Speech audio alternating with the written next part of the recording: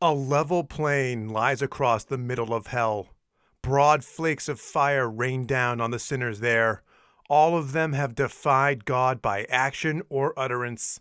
Some of the spirits are forced to lie on the ground and receive the onslaught of the fireballs, but others must be ever moving. And of these pacing spirits, we meet writers of blasphemy in Canto 15.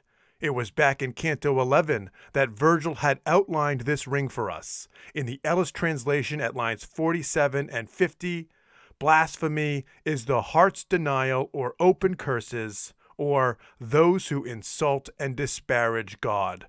Now, the Ellis translation omits a significant phrase from the Dante, the col cor, as in from the heart. So the Cary translation of that same line about disparaging God, the Cary translation is, all such as speak contemptuously of the Godhead in their hearts. So seeing the word heart used here is funny to me, because in modern usage, when a person makes a statement that they say is from the heart, they intend this to enhance the sincerity of the statement and presumably to better establish the truth of what they've said.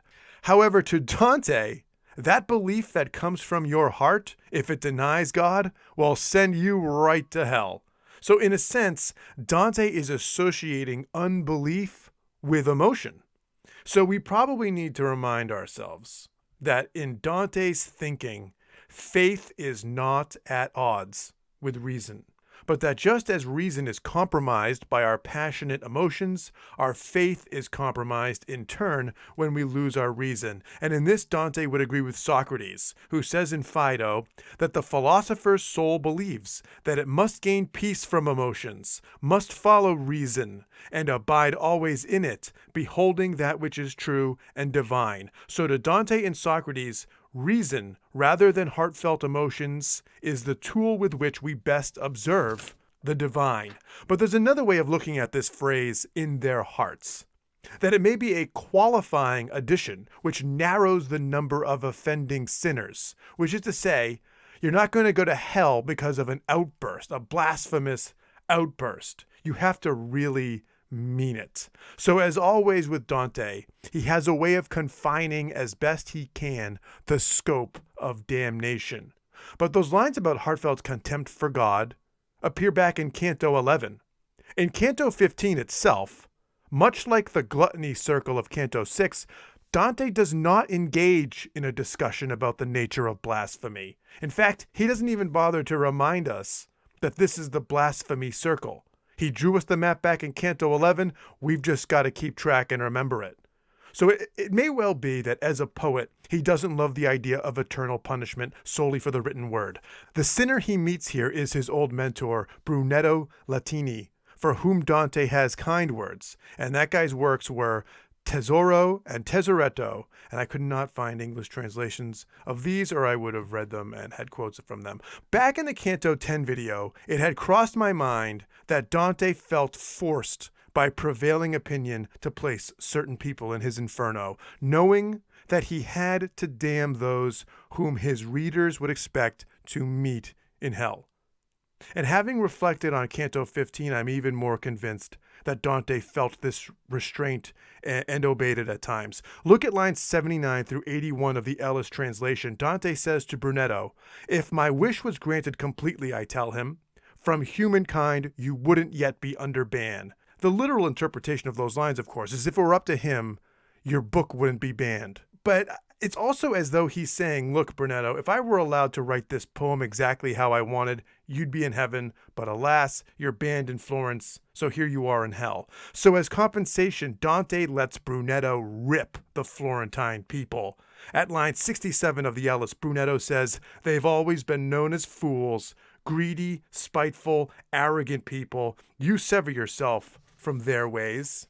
And this disgust for Florence comes up again in Canto 16, line 9, when Jacopo Rusticucci calls it an evil city, a terra prava, more literally a land depraved.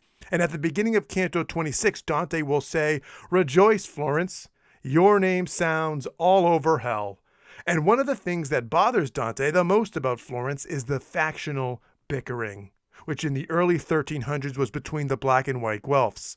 Brunetto says of the Florentines at line 61 of Canto 15, that thankless, malignant race who dropped from Fiesole ages back and still smack of mountain flint. Somebody's saying like they're like Neanderthals.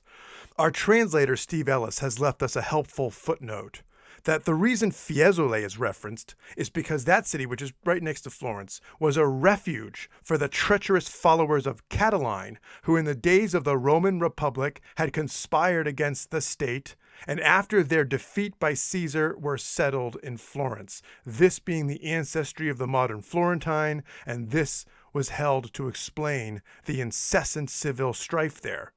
But the good news, Brunetto predicts to Dante at line 70 of the Ellis, "You're destined for such great honor that both sides will hunger for you."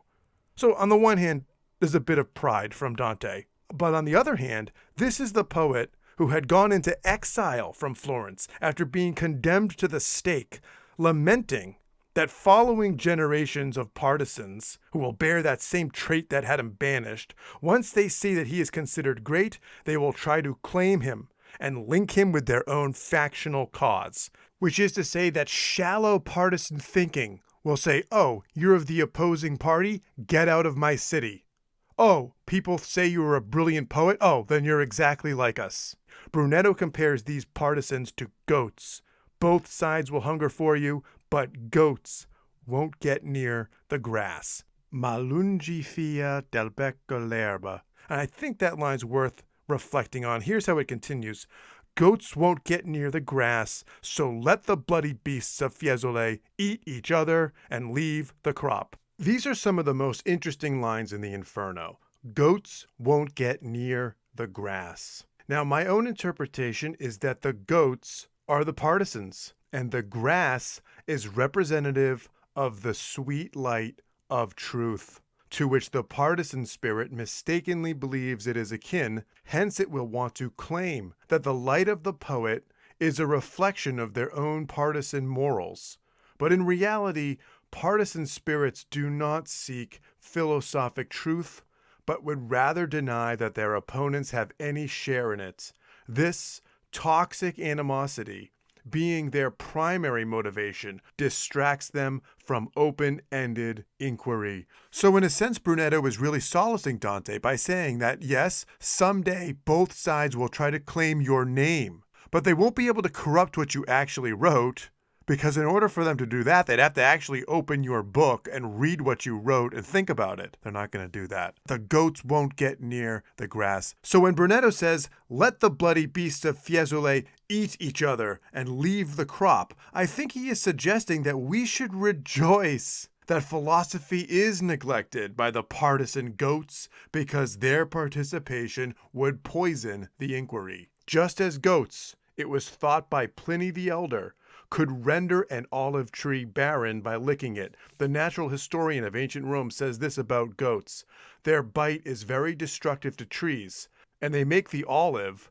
barren by licking it." Obviously, this isn't correct science, but it helps form our sense of the symbolism to think of the goat as a poisoner of the olive tree. And the olive tree was associated with civilized peace and philosophy, and yet it could nevertheless be made barren by the touch of the partisan goat, which means that the inquiry, for having been participated in by the partisan, would bring forth no wisdom. All the better then that the rams will lock horns with each other and stay away from the herbage, leave the grass.